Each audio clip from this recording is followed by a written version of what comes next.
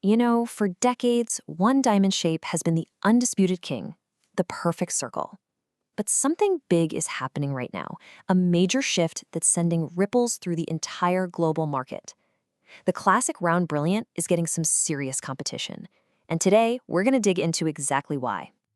So let's just start with one single massive number, 45%. That's the year-over-year drop in rough diamond imports for India. Now, remember, India is the world's largest diamond manufacturing hub. So when the factory of the diamond world slams on the brakes this hard, you know the entire industry is feeling the pressure. All right, so here's how we're going to break this all down. First, we'll look at the conflicted state of the global market. Then we'll zoom in on the real star of the show, these so-called fancy shapes. We'll get into what a fancy actually is, track how this trend is going global, and finally, ask what it all means for the future of sparkle itself. Okay, first up, let's get a feel for the global market. And right now, it's a real picture of contradictions. It's telling two completely different stories depending on where in the world you're standing. And this slide right here, it just nails that divide. On one hand, you've got the US market, which is holding pretty strong. Jewelers are stocking up, getting ready for what looks like a solid holiday season.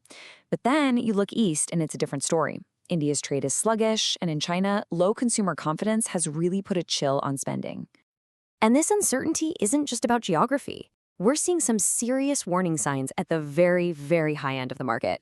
I'm talking about the big name auctions in Geneva that have been, well, pretty disappointing. Major pieces like a huge vivid pink diamond at Sotheby's didn't even sell. And at the same time, even established US companies are in trouble, with one major jeweler actually filing for Chapter 11.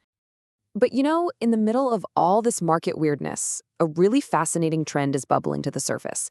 It's a bright spot in the data that shows a fundamental change not in the size or quality of diamonds, but in their actual shape.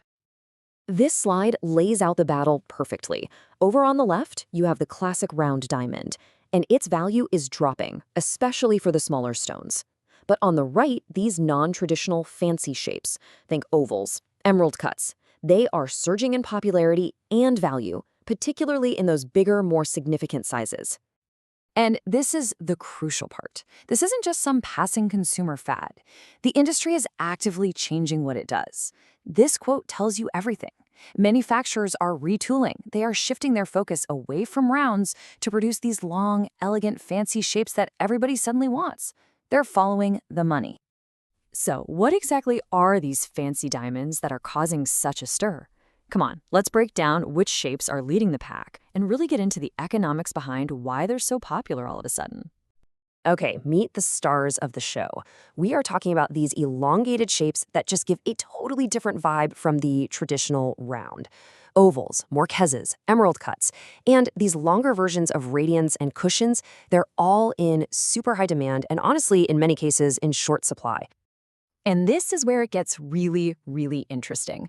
As you can see here, the shape itself has a distinct market value.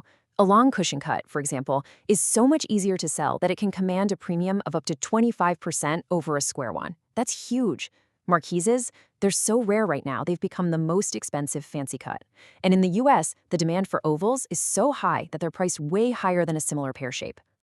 But, and this is a really critical piece of the puzzle, not all fancies are created equal.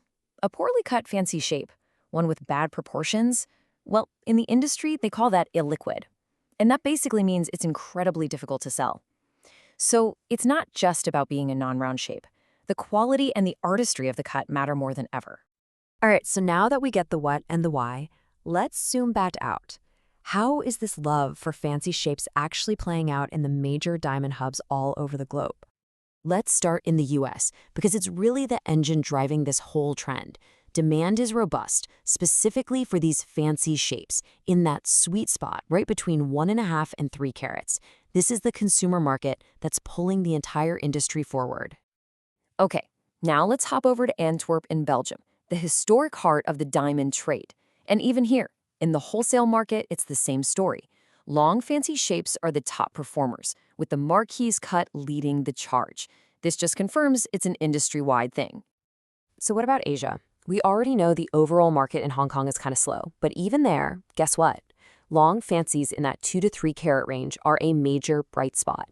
It just shows you the power of this trend. It's staying strong even in markets that are otherwise pretty cautious. So let's bring this all home. What does this massive pivot from round to fancy really tell us about where the whole diamond industry is going? All right, so if you remember anything, remember this. First, the decades-long reign of the round diamond is officially being challenged. Second, shoppers are now putting a real monetary value on uniqueness. Third, this demand has created a scarcity of really well-cut fancies, which, in turn, just drives their price even higher. And finally, this is just a powerful reminder that what consumers want can force even a massive traditional industry to completely change how it operates. And all of that leaves us with one last question to think about.